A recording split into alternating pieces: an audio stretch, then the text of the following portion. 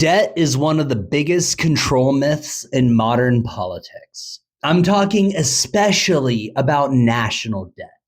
The number politicians drag out every time ordinary people ask for anything useful. Universal health care, too expensive. Public housing, can't afford it. Student debt relief, sorry, the money isn't there. And yet, there always seems to be money for war, bailouts, tax cuts for the rich, and whatever corporations want this quarter. National debt does not work the way people are taught to think it works. A government that issues its own currency is not a household. It is not sitting at the kitchen table trying to stretch a paycheck. It creates the currency. It spends first, then taxes, issues bonds, and manages inflation and demand afterward. That is why modern monetary theory matters here. MMT does not mean governments can do whatever they want without consequences.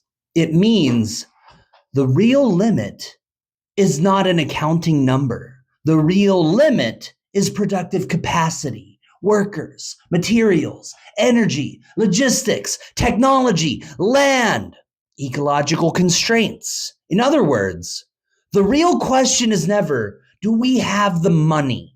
The real question is, do we have the capacity, and what are we choosing to do with it? That is the trick. And the capacity is very often already there. We already know how to build housing. We already know how to grow food. We already know how to generate renewable energy. We already know how to make medicine, run hospitals, educate people, and move goods. The bottleneck usually is not knowledge. It is political permission. It is ownership. It is whether the system allows people access to what already exists. That is why the debt story matters so much. It gives the ruling class a moral language for withholding abundance. It lets them make cruelty sound responsible. It lets them turn public suffering into fiscal responsibility. It lets them say, we'd love to help, but the numbers just don't work. Meanwhile, the numbers always seem to work when power wants something. That should tell you this is not a neutral economic truth. It is a political weapon. Look at history. During the Great Depression, people were told the government had limits, that resources were scarce, that relief had to be constrained. Then war came, and suddenly, the impossible became possible. Jacques Fresco used World War II as one of the clearest examples of this. At the start of the war, the question was not whether the United States had enough money or enough gold. It didn't. The real question was whether the country had the resources, factories, labor, raw materials, and productive capacity to build what was needed. And it did. That is why aircraft production could explode to tens of thousands of fighter jets per year. The war effort was not won because someone found the money first. It was won because the productive capacity was there and the political system chose to organize it. That is still true now. The real economy is not numbers on a screen. It is the physical and social system that keeps life going, the means of production. When people hear debt isn't real, they often assume the claim is that consequences aren't real. That is not the point. If you try to spend beyond what your economy can actually produce, you will hit hard limits. But those limits are material.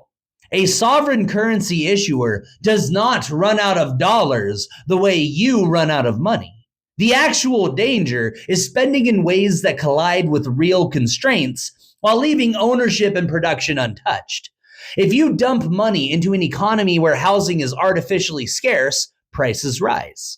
If you spend into concentrated corporate sectors without changing control, they capture the gains. If you refuse to expand real productive capacity, then of course the numbers don't work. That does not show that public provision is impossible. It shows that distribution, ownership, and planning matter. So when someone says, how are you going to pay for universal health care? The serious answer is to ask whether we have the doctors, nurses, buildings, medicine, training capacity, and supply chains to provide care. If we do not, then build them. If we do, then the obstacle is political. Same with housing, same with transit, same with education, same with green infrastructure. This is why debt politics is so useful to oligarchy. It keeps your eyes on the deficit while the real looting happens somewhere else. Landlords jack up rent. Insurance companies deny care. Utility companies raise your rates to feed corporate demand. Corporate farms throw out food to keep prices high. And somehow, you're supposed to think the real problem is public spending? And the irony is that even the people running the system do not treat national debt like some debt collector from the sky is coming to settle accounts. Government debt gets rolled over constantly. Bonds are issued, retired, reissued, refinanced, and managed. The state is not trying to pay off the national credit card. That is a fairy tale for the public. The debt number is mainly there to justify austerity for everyone below the ruling class. That is why student debt is enforced, why medical debt ruins lives and municipal budgets get slashed, while giant mega corporations get rescued the second their bad bets threaten the system.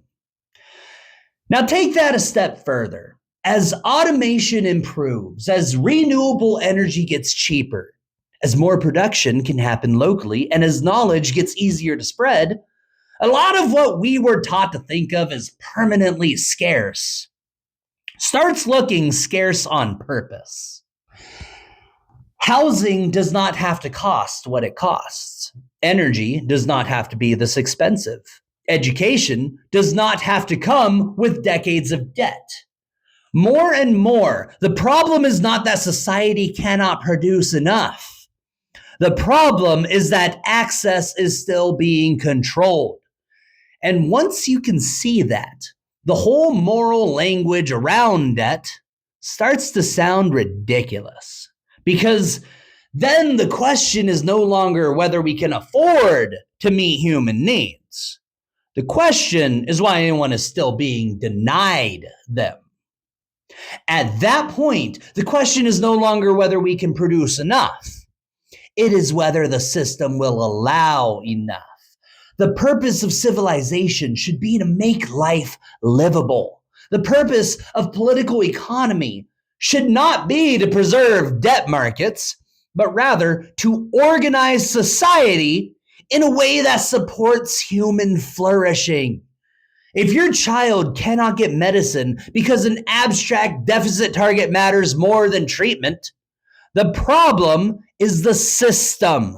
If people sleep outside while homes sit empty because keeping property scarce protects asset values, the problem is corporate ownership of residential homes.